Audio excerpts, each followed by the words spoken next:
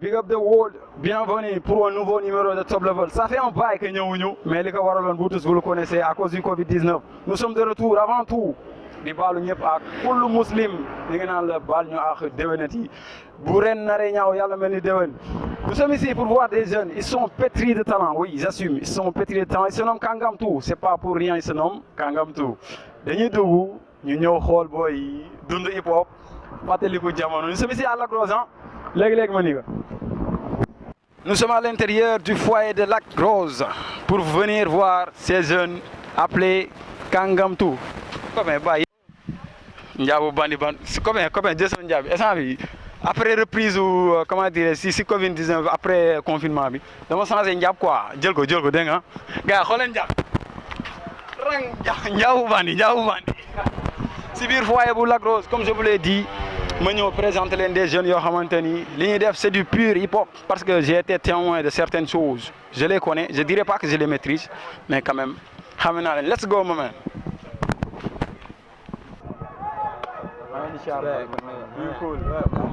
Ils sont là, ce sont deux garçons très jeunes, mais ils ont fait, comme je l'ai dit, je le répète, parce que c'est pas rien. Vous allez savoir au fur et à mesure que l'on tourne notre émission. Je vous laisse le... Ah, regarde, Kangamtou, je vous salue. Mr. Thiero, Mr. Keman, je vais vous laisser le soin de vous présenter aux téléspectateurs de Jaxaay TV. Je commence par Thiero. Salam, di leen sawdaab yéen ñëpp di leen sawdaab lu bëri je me nomme Thiero, jeune artiste from Lac Rose nekk ci crew bu ñuy wax Kangamtou bon pare pour def ak émission bi quoi mooy loolu. booy fii amul affaire de yox amul affaire de loxol yooyu noonu je veux que ngeen libéré wu parce que on se connaît quoi c'est juste affaire de jeune affaire de hip hop Kéman je te laisse la parole toi aussi. Yeah, salamu bismillah di shout out internet Jaxaay TV yëpp quoi en fait nem bi c'est Kéman aka The Lyrical Supreme bokk ci crew bu ñu naan Kangamtou di représente Niaga City Worship mais maay shout out gars yëpp également tamit xam nga di shout out King Khalif ñu war a pëndal Top Level bi tey wala boog. Boy nee nañ dañuy tëmbal moom man Cheikh Tidiane sama caméraman gars yi nee nañ dañuy pëndal c'est ce qu'ils ont dit c'est ce qu'on va voir au fur et à mesure comme ni ma ko waxee mais j'ai aussi noté une chose mais boy da ngeen a yàpp Sénégalais yi vous me dites pourquoi voilà si tabaski leen jógee vous avez des fans vous avez des familles nuyoo ngeen vous avez baalu leen kenn ak boy yéen vous vous prenez pour qui quoi Kéman yéen. Non, that's right. Just xel des fois dafay fàttu quoi tu vois. Non baal lu ni mel gars yi ñoom on se naw mooy loolu noonu ñu leen di baalu àq ci tabaski bi ñu jógee xam nga de passage quoi mooy loolu noonu di leen wane xam nga Keito mu ngi si job bi te all time ñu ngi si voilà xaar leen ñu quoi ñu ngi ci ay projets yu dope incha allah yaa ma gën a naw. et aussi le nom de Kéman parce que rappeurs yi dañ bëgg affaire de bandi lu ñëw di jox ay noms yoo xamante ni c'est tellement philosophique Kéman qu'est-ce que ça veut dire Kéman. Yeah, that's right. Voilà boo ñëwee ci concept Kéman boo ko xoolee ci kàllaamay olof quoi daf lay jox quelque chose bi nga xamante ne c'est un peu extraordinaire quoi lu yéeme la maanaam. comme ni booy yow da nga yéeme yow. dama yéeme puissance 2 yéeme au carré quoi ça veut dire te également tamit mën nañ ko signifier neneen maanaam Kéman quoi boo xoolee mot K ça s'écrit K-E-Y quoi en anglais ça signifie clé. Donc ce qui veut dire que je suis le clé de tous les hommes ce qui veut dire je suis Kéman The Lyrical Supreme monsieur. loolu laa doon wax léegi nii les rappeurs ils sont tellement philosophiques affaire de bandi la ñu ñëw di c'est pas grave. Thiero aussi si j'entends le vrai nom c'est comment c'est Thier. Et tu m'expliques pourquoi Thiero aussi quoi. Bon. oui mënoo leen bàyyi sa micro. oui mën na nekk bon en fait Thiero dafa nekk nem boo xam ni dafa jóge sama tour quoi je me nomme Mame Thierno. Bon musuma fil rappeurs yi nga xam ni wala artiste boo xam ne day inventé ay noms yoo xam ne c'est pas logique quoi man dama fil sama bopp ba mu ëpp raison pour laquelle dama jël sama neem ma xool lan laa ci mën a def ma def Thiero quoi. non boy ñoo soof. Bon c'est venu comme ça donc noonu la ko tegee bon j'aimerais savoir aussi le style musical de Kangamtou par exemple dañuy gis yenn rappeurs yi dañuy camper aussi si dans le hardcore. dañuy gis yenn rappeurs yi dañuy ñëw dañuy trap ba mu neex ñii dañuy wolof beat est-ce qu'on peut s'attendre demain benn Kangamtou def featuring ak benn mbalaxman whatever je sais pas est-ce que loolu noonu vous vous préparez à ça. yow voilà là on peut dire que ne ñun wot musique la ñuy def quoi bàyyi ñu benn type de musique yor nañ ay type yi nga xamante ne bon on peut dire que ay afrobeat la ay trap ay classique am nañ ay wolof beat whatever quoi lépp la ñuy waar lépp n'importe quel type d'instrumental donc xaar leen kayitu ci plan bu nekk quoi rabuñu kese yam ci quoi just ci musique lañ nekk quoi mooy loolu. Au début ils m'ont dit que ni dañu yéeme c'est ce qu'ils m'ont dit. ma man Cheikh Tidiane sama caméraman dama am caméraman bu bees moo tax waaw j'ai du mal parfois may prononcer nem bi dañu yéeme ce sont des kàngam c'est ce qu'ils m'ont dit je vais essayer de le voir si première partie bi da ngeen di tàngal nopp yi ñu dund hip hop som après on va continuer quoi ace gars yi. yeah so respect. yeah check wantara mbera beng beng fili falap gene gos daju mela mani keng keng jab gens man wej wej daftar rhyme dila dal wel wel geng topp na ma rëbb dëbb tere rëy gële gële toppal fale da nga tële góor faal da nga tële kutal geng adon keelo ñoome teg ñu ludo king ludo ak king hey 5-5 loo fi day ñu équipe tic paaw beng day dóob ñu critique tactique technique authentique matuloo day bëgg li njaa dig never du ñu rëbb say di guddal gen what the fuck aj baari katak beng never du ñu rëbb say di guddal gen what the fuck aj baari katak beng beng beng beng beng yeah ka nga am tout sur top level yow bang ku ñeme nga ma gërë teg tak ko boy judd sunu kanam bëgg ñu ñëri jikko bëgg kon tay ñu ñàpp sa si ta la ma dëkk tax ba amati tukaay bu dul jun du sa baay bu dee geeg sa acca kaay welcome to the Batland ku fi xuus takk ban di nga toog leen dañu wane lu ñu mën a teg ci foog leen Olof Njaay wax na dëgg nee na mag du fo gàddul di mil problème def rek ñu xool le motif def buzz ñooy ki lay foog bang Oui, ça se montre peu à peu que ni ay kéemaan lañ ay Thiero lañ ay kàngam tout ce sont des kàngam mi ngi feeñ nànk-nànk. Vous étiez dans des compétitions, oui. Je dirais que vous étiez dans des compétitions. Je vais commencer par Urban Style. Mr Thiero, qu'est-ce qui a pêché? Qu'est-ce qui n'a pas marché si biir Urban Style? Parce que gis nañ que booy bañ presté ñëpp dañ ni waaw mi ngi nice. Gis ngeen booy bañ presté dañ ni waaw ay xale lañ mais am na niveau. Au finish ñu joxe ay résultats on n'a pas entendu que ni kàngam tout qualifié na. C'était quoi le problème? bon boy voilà bon moment bi ñuy participer si compétition boobu Urban Style bi dafa fekkoon en fait comme ni nga ko waxee léegi rek y a des compétitions quoi dafa amoon ñu nekk ci ñaari compétition beneen compétition boo xam ne ñu ngi ko doon def Seven Truth quoi compétition bon en ce moment ñaari compétition yi dañ doon bokk même moment de déroulement ñu nekkoon si xam nga bon bu ñu ñëwee si question bi nga posé mooy affaire de empêchement bi lu tax qualifié wu ñu et tout ça def nañ prestation bi ñu paree gars yi apprécié nañ ba léegi ñoo ngi déggante ak ñoom dañuy féliciter job bi bon mais li ñu tere woon qualifié ñun parfaitement xam nañ ni parewuñu woon quoi parce que compétition boobu dañ ko participer li olof naan xel du jàpp ñaar foofu la ñuy soog a gëm ni loolu dëgg la quoi wax boobu xel du jàpp ñaar parce que bi ñuy nekk ci compétition Urban Style bi dañuy gis ni carrément ñoo ngi nekk compétition Seven Truth bi ñu nekkee c'est allié les deux en même temps ñoo ngi doon répété ñoo ngi ci compétition bi ñoo ngi répété bàyyiwuñu dara ñoo ngi doon jéem a xool lyrics yi nu mu gën a dobee sound yi nu mu naajsee mais fii à mesure ñu ciy nekk dañ dem ba basé wu jëm benn côté. liñ naan xel lu jàpp ñaar dañu féete woon benn côté dañu gën a woon anticiper si compétition bu leen ne quoi Seven Truth bi ñu gën si nekk mais nag lu xaw a boycotté Seven Truth kii Urban Style yi xam nga après raison pour laquelle moo indi loolu peut-être mu xam am ay latine ba qualifié wu ñu et tout ça quoi.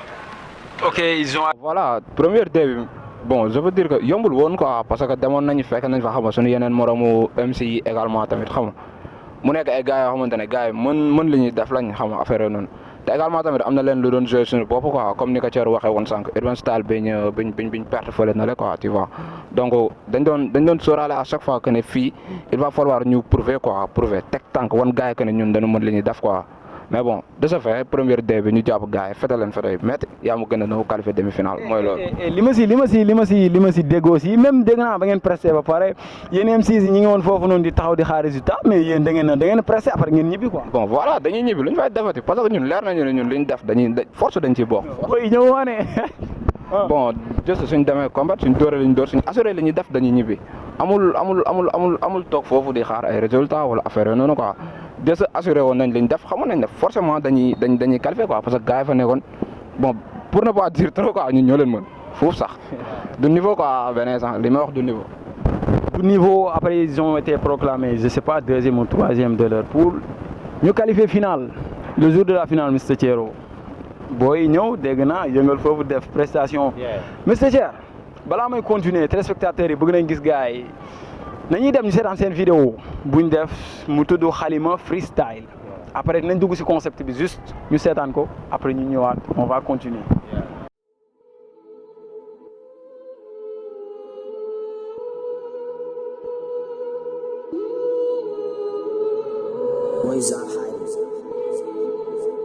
ren di pune tëddee dof geemu naxa naxa jaamu gis bi weddi got doy na toxo toxo àlla bonni golo bul ko tëkku ci yéeg kàddu ñaari ceddo deret suñuy loxo sa ngéem pop reggae down giri giri ñoo ngi ci taatu rob bi def lu lëmbee sa down ne internet ak taatu rangu jënd tëpp dal waaw dal ne caga timis ndomin rey sa maam xay géew bi lëndëm këris na dof yi gàddu pot nit yi du ndoxootu tat caga du doyal lal mandee tax ñu dal ci baar lëndëm damay xuus jàll wadal seeni tron teg ci frox toll def jërëm ci it dañu dee ci rap même Tupac bu dekki woon di rap du tee ñu def lu xaat mënuloo ma joomal doomu jinne la soxla wuñ sa ker comme que looye la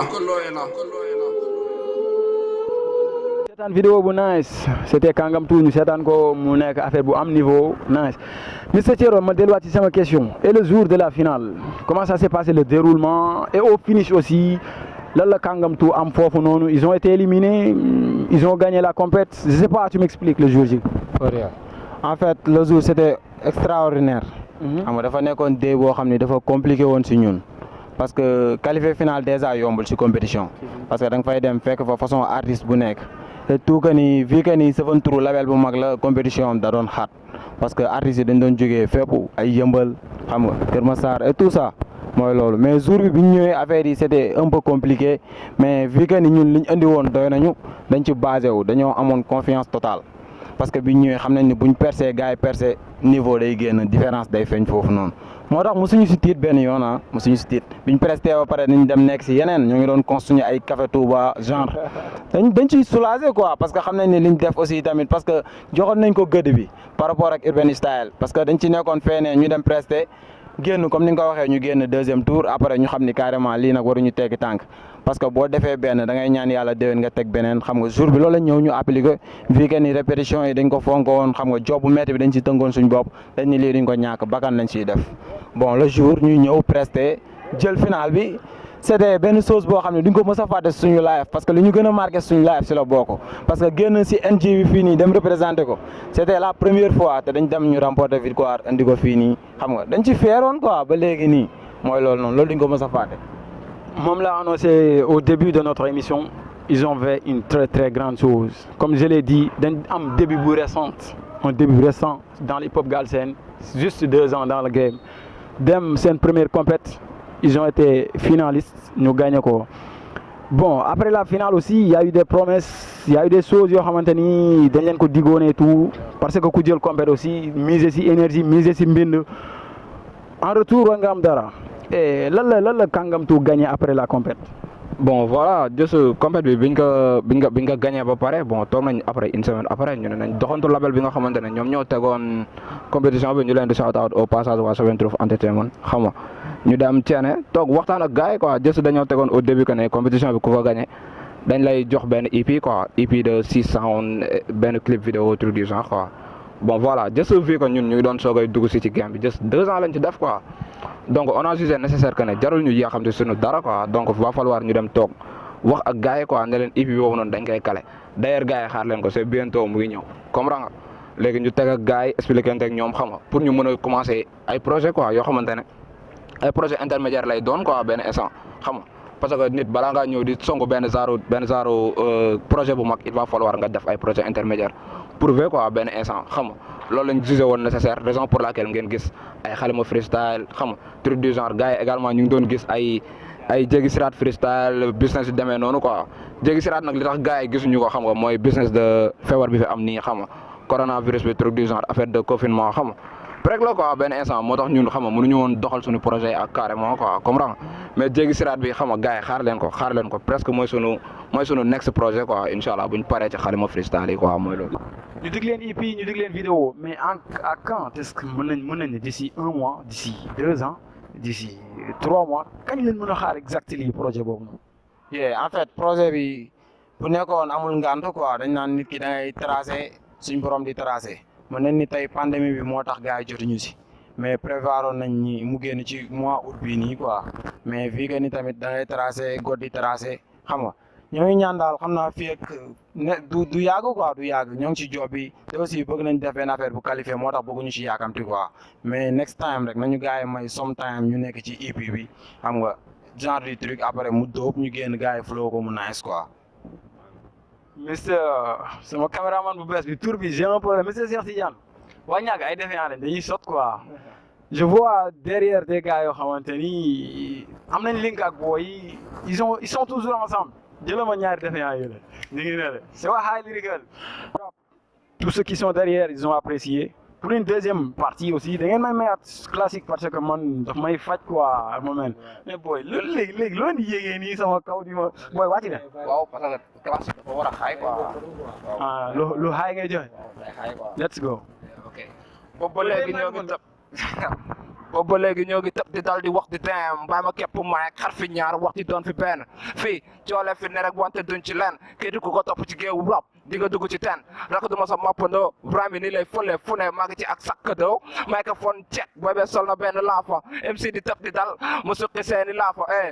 Ali Baba Kumba naar ñu dello buum ci baat kàlla mu ñu xaaji lay kàll noo def ñu bamtuwaat saaga nday yàkkamtee xeex man dama dégg daaj ci kay man ci classique beat noo def bu kepp daaj ñaata carrière la fi sul ci benn 16 bar doy leen ma galax ndi ko foo ngeen toog xaar li may gis nii durab xam naa damay mujje gaañu comme jéegu triple X même suñuy dox di daanu li may teg ni attanok je parle de l'au-delà sa bàyyi may get def tekk nan booy bi oh là là gaynde gay taxaw fa gëdd rëbit si doo ko dab même si coon tëggul waali woyul maa fi daax rab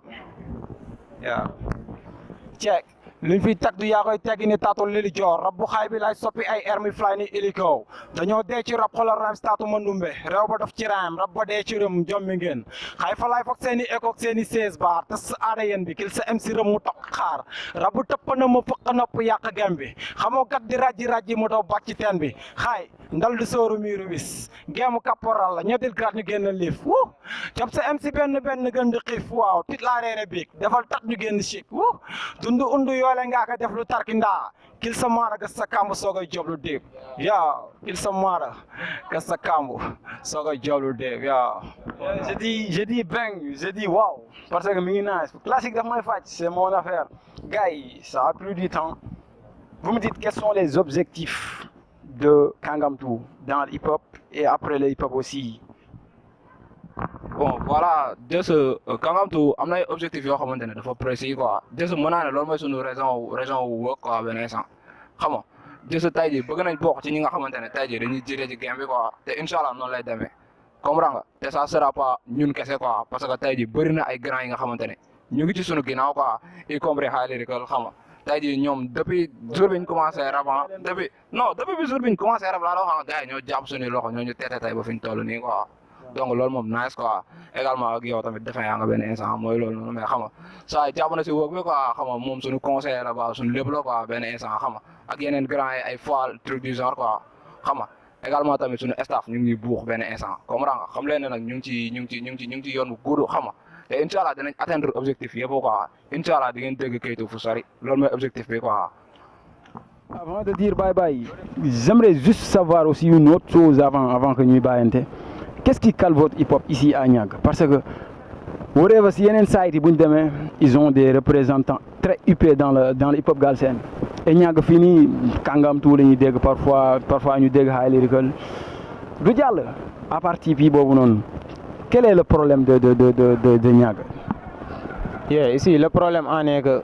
mooy mën nañ ni hip-hop bi tey bu avancé wul mën nañ ni si ñi ko njëkk a def la quoi parce que tey zone boo dem old school yi ñooy représenté basse hip-hop bi foofu ñoo ko fay bàyyi. mais yow dëgg nga fi de old school yi ngay ruube. noonu la fa demee parce que gars yi ki la jiitu si nekk moom moo la mën a wax fi seer bi féete. donc si je comprends bien ils n'ont pas fait leur boulot. non même bu ñu ko defee tamit teguñu ko ci axe quoi teguñu ko ci yoon. yaa ngi comprendre parce que tey nit da ngay xeex pour suba quoi mais boo xoolee Niaga déjà dafa nekk milieu boo xam ne dafa enclavé wu. fii nii ñu ko sii sax bëriwul man Niaga bu newul woon tey li got dogal ñu tuxu fi nii xam nga nekk fi nii du ma mës a dox ba dégg sax neem boo xam ne Niaga la genre du troupe yaa ngi dégg Lac Rose ngay dégg souvent te boo déggee Lac Rose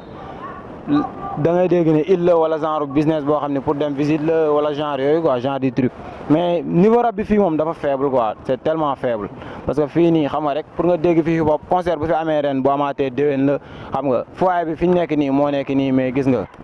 ay basketteurs yi lañ ci sedd booy mbaa du seen compétition bi ngeen jël moo tax ngeen taxaw fii di bandi ba non même pas sax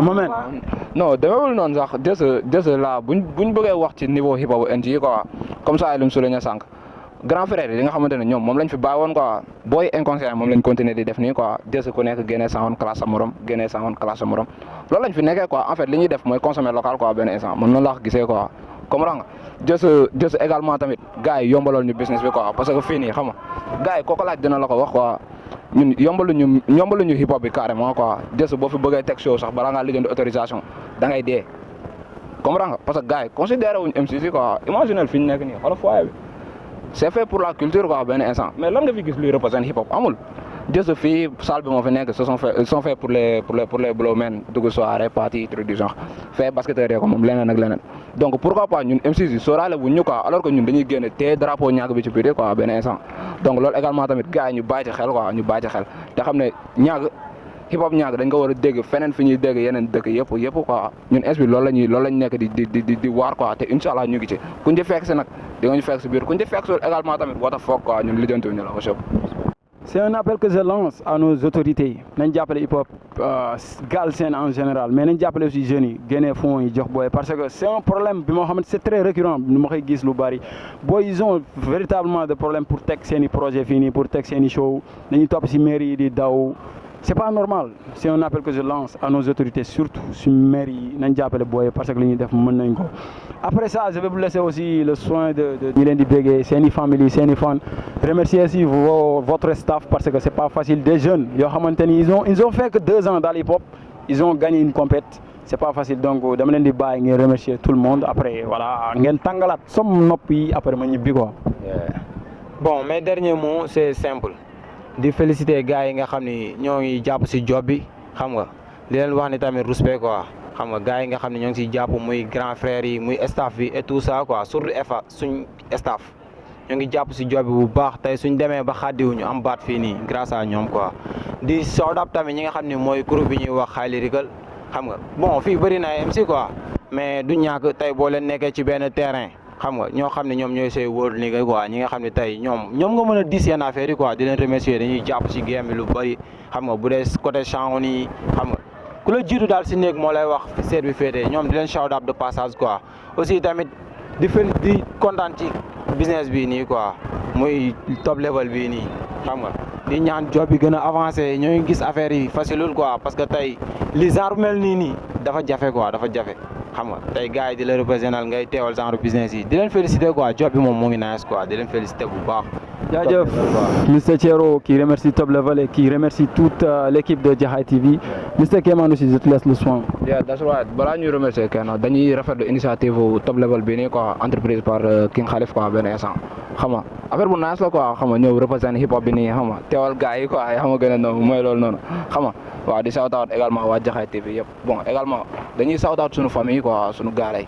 xam nga parce que tey jii nii yombul quoi nga dëkk ak ay xale xam nga nekk ci benn milieu bi nii quoi xam nga jësu parce que début bi métti woon na ñun ak ñoom quoi mais léegi sant yàlla xam nga père mère ñëpp dañuy jàpp si job bi quoi dañuy jox ay conseils leneen ak leneen donc loolu ñun amuñu si seen fay quoi également tamit suñu staff tamit ñoom kenn lan quoi bu ñuy wax si ñoom sax saa duñ fi jógee quoi comprends ngeen également tamit waa label Seven Truth quoi di leen di sawta tamit lu bëri te munaas gars yi fa nekk ñëpp waree ba bàyyi ñu kenn xam nga gis nañ ni jàppee si job bi benn instant mooy loolu noonu leneen ak leneen voilà di big up également ñëpp tamit xam nga ku si déggul sa tur rek xam ne xel moom matul yéen a ma gën a noonu di sawta ñëpp bàyyi ñu kenn jaaf. dernière ñu tàngalaat nopp yi ñu foowaat ñu hip hop booy Jaxaay laa dëkk dafa sori quoi na neex ah. yow Ali Baba Kumba Naar ñu delloo buum ci baat real rap du dee ñoo fi mën kenn du ci dee gas sa kambu bees bul dem fekk jan ci pax ñu nag ñoom du mës a deñ comme ñoom ñu dee ci pax real rap du mës a dee ñoo fi mën Jaxaay TV la woon kay to shop check li nga teg sa bët la ñuy bañ a gis dëmm du dundee suñu bénéfice Adama ak Awa la ñu sàkkandoo noonoo du Adama reme woo teggi sa tànk ñu teg ku ntaakitee noo fekk duñu ferek bëm ka nga bàkk ko prek sóoru sa baay ne ko dee doo ko tey waaw li ñu tax a def rab du lu bon jàpp jul ñeer rak kabaat ni silicone allahu akbar ñoo ngi aj baat doon fas naar góor ni nga soxloon nga firi goon tepp gan yuret na ngaan ak dal xée duñu góor yaay ma ñeex këytu falu fu ne kiri karak seen yaxu ndig maa ni nga caw li jeex dañu reew ci rayam dee ci rab yoxul ñu taasu ne mbay peex sunga sanga fuck some mom and respect. Yeah, Jaxaay Top Level, my man. Yeah, very nice. Very cool. Amis chers téléspectateurs de Jaxaay TV, ce fut un réel plaisir. Ñu ngi doon tourner Top Level. Dama namoon dund hip hop gars yi dafa mel dafa am ñuy basket fii nii de ah est-ce que dañu ñëw xooli gars yi nga xooli gars yi waay.